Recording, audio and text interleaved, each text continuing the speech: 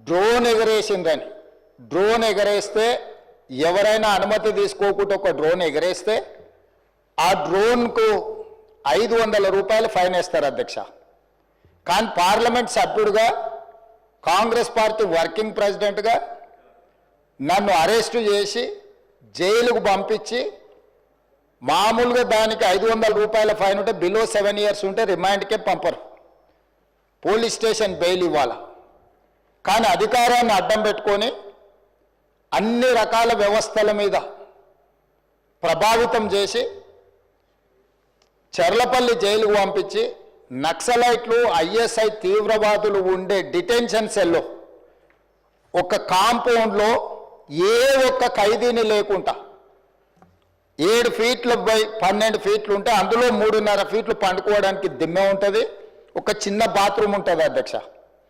16 రోజులు డిటెన్షన్ సెల్లో ఒక్క మనిషిని చూడకుండా నన్ను నిర్బంధించిన ఆ కోపాన్ని దిగమింగుకొని రాష్ట్ర ప్రయోజనాల కోసం ఈరోజు పనిచేస్తున్నా అధ్యక్ష. రాత్రిపూట పడుకోవడానికి లైట్ బంద్ చేయకుండా ట్యూబ్ లైట్లు ఆన్లో పెడితే అది ఓపెన్ ఎయిర్ జైల్, ఇంతింతలో బల్లులు 7 ఫీట్లలో 3.5 ఫీట్లు దిమ్మ ఉంటే దిమ్మ మీద పడుకుంటే ఇంకొక 3.5 ఫీట్లు గ్యాప్ ఉంటుంది. లైట్లు బంద్ చేయకుండా లైట్లు ఓపెన్ పెడితే అధ్యక్ష ఇంతింతలో బల్లులు 20-30 పైన ట్యూబ్ లైట్ ముందు పురుగులు తిరుగుతుంటే అది ఓపెన్ ఎయిర్ జైలు కాబట్టి పురుగులు వస్తే పురుగులను తినడానికి బల్లులు పరిగెత్తుతుంటే ఏ ఒక్క రోజు రాత్రి కూడా పడుకోకుండా మేల్కతో కూర్చున్న అధ్యక్ష. బయట కానిస్టేబుల్ను లైట్ బంద్ చేయవా పడుకుంటా అంటే లేదు సార్ పైనుంచి ఆదేశాలు ఉన్నాయి, ఆ ట్యూబ్ లైట్లు బంద్ చేస్తే మీరు పడుకుంటారు కాబట్టి ట్యూబ్ లైట్లు ఆన్లోనే పెట్టమని. ఆ ట్యూబ్ లైట్ స్విచ్ బయట ఉంటుంది అధ్యక్ష, లోపల ఉండదు. ఆ చిన్న బాత్రూమ్ చిన్నది, కూర్చుంటే బయటకు కనిపించేటట్లు ఉంటుంది అధ్యక్ష. ఒకసారి నేను ఎమ్మెల్యేల హోమ్ కూడా నా దగ్గర ఉంది కదా, ఎమ్మెల్యేలను నేను తీసుకెళ్తా, మంత్రులను తీసుకెళ్తా. ఏ జైల్లో ఐఎస్ఐ తీవ్రవాదులను కరడుగట్టిన నక్సలైట్లను బంధిస్తారో పార్లమెంట్ సభ్యుని నన్ను 16 రోజులు అందులో బంధిస్తే 16 రోజులు రాత్రిపూట ఏ ఒక్క రోజు పట్టుకోలేదు అధ్యక్ష. పొద్దున పూట బయటకు వదిలినప్పుడు 6 గంటలకు వచ్చి ఖైదీలను బయటకు వదులుతారు కదా అధ్యక్ష, బయట ఒక చెట్టు ఉంటే 16 రోజులు పొద్దున పూట చెట్టు కింద పడుకున్న అధ్యక్ష. అయినా నేను కోపం ప్రదర్శించలే. దేవుడు అనేటోడు ఉంటాడు, చూస్తాడు, అంతకు 4 ఇంతలు అనుభవిస్తారని నేను అనుకున్నా. సరిగ్గా నేను ప్రమాణ స్వీకారం చేసే రోజే నా మీద కక్ష సాధించిన వాళ్ళని దేవుడే చూపించి దావకంలో షరీక్ చేపించిండు అధ్యక్ష. నేను ఎవరిని ఏం అనాల్సిన పని లేదు. మొదటిసారి నన్ను జైల్లో ఎన్ని రోజులు పెట్టినరో వాళ్ళకి తెలుసు. నా బిడ్డ లగ్గం ఉంటే కూడా లగ్గానికి ఇంటరిం బెయిల్ 2 గంటలు పోయి లగ్గం చూడడానికి కూడా అభ్యంతరం పెట్టి ఢిల్లీ నుంచి న్యాయవాదులను తీసుకొచ్చి ఇక్కడ వాదించి ఆయన బిడ్డ లగ్గపత్రిక రాసుకోవడానికి కూడా వెళ్ళడానికి వీల్లేదు అని చెప్పి కోర్టులో వాదించిన వాదనలు అక్కడ ఉన్నాయి అధ్యక్ష. కోర్టు నాకు కండిషనల్ బెయిల్ ఇచ్చింది అధ్యక్ష. చర్లపల్లి జైలు నుంచి ఎన్కన్వెన్షన్ ఫంక్షన్ హాల్కి పోయి నా బిడ్డ లగ్గపత్రిక రాసుకొని అక్కడ నుంచి సీదా మళ్ళీ చర్లపల్లి జైలుకు పోయిన అధ్యక్ష. రాజకీయ కక్ష సాధింపు మీద నాదా?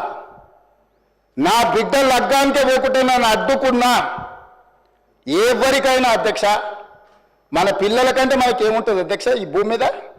నా బిడ్డ లగ్గానికి లగ్గపత్రిక రాసుకోవడానికి కూడా అడ్డుకుంటే కూడా నేను మిమ్మల్ని ఏమనలే. నేను పార్లమెంట్ సభ్యుడిగా ఉంటే, పార్టీ వర్కింగ్ ప్రెసిడెంట్గా ఉంటే ఎవరో జర్నలిస్టు డ్రోన్ ఎగరేసి వాళ్ళ విలాసవంతమైన బంగ్లాల వివరాలు తీసుకొచ్చి నాకు అందిస్తే వాటిని పత్రికలకు విడుదల చేసిన పాపానికి నన్ను అక్రమ కేసులు పెట్టి అదే చర్లపల్లి జైల్లో డిటెన్షన్ సెల్లో పెట్టారు అధ్యక్ష. 16 రోజులు నిద్రలేని రాత్రులు గడిపిన పార్లమెంట్ సభ్యుడిగా, పార్టీ వర్కింగ్ ప్రెసిడెంట్గా అయినా నేను కక్ష చూపించలేదు అధ్యక్ష. నిజంగానే నేను కక్ష చూపించదలుచుకుంటే మీ కుటుంబంలో ఒక్కరు కూడా బయట ఉండరు అధ్యక్ష. అందరు చర్లపల్లినే. నేను ఎలా ఎన్నికల ముందు చెప్పినట్టు మీకు డబుల్ బెడ్రూమ్ ఇల్లు మీరు పేదలకు కట్టియలే, మీ గ్యారంటీ కట్టిస్తే మీ కుటుంబానికి డబుల్ బెడ్రూమ్ ఇల్లు అని చెప్పుంటే అధ్యక్ష. ఎన్నికల హామీలు అమలు చేయలేదంటుంది కదా అధ్యక్ష. ఎన్నికలప్పుడు ఈ హామీ కూడా ఇచ్చిన.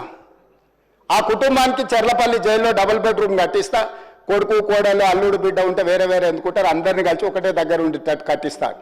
కానీ ఆ హామీ కూడా నేను అమలు చేయలే. ఎందుకంటే నేను విఘ్నత ప్రదర్శించాలనుకున్నా. ఈ అధికారం ప్రజలు ఇచ్చింది. ప్రజల సంక్షేమం కోసం, తెలంగాణ రాష్ట్ర అభివృద్ధి కోసం, పారదర్శకమైన పరిపాలన అందించడం కోసం నాకు అధికారం ఇచ్చిండ్రు.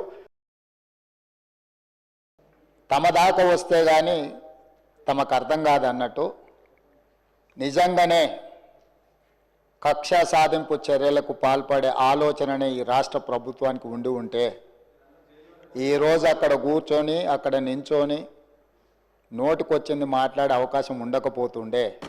చెంచల్గూడలో చెర్లపల్లిలో మమ్మల్ని ఎక్కడైతే పెట్టినరో డిటెన్షన్ సెల్లో ఎవరిని కలవకుంటే నిర్బంధించినరో అక్కడనే మీరుండేటోళ్ళు.